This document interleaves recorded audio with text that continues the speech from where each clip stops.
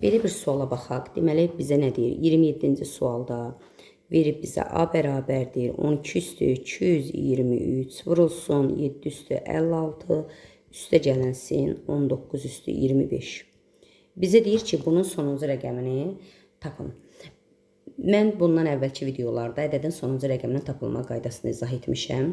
Yəni, əgər qaranlıq qalırsa sizə, əvvəlki videolarımıza baxa bilərsiniz.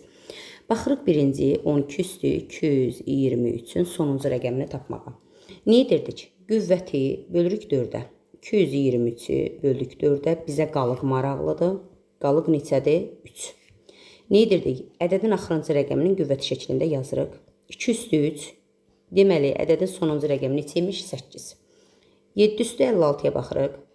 7 üstü 56-da nə edirik yenə də? 56-nı bölürük 4-ə. Qalıq maraqlıdır bizə. Qalıq 0-dır. Demişik ki, qalıq 0 olduqda ədədin üzəri neçə yazırıq? 4 yazırıq. 7 üstü 4-də bunları əzbər bilmək lazımdır. Axırı 1 ilə qutarır. Keçdik 19 üstü 25-ə.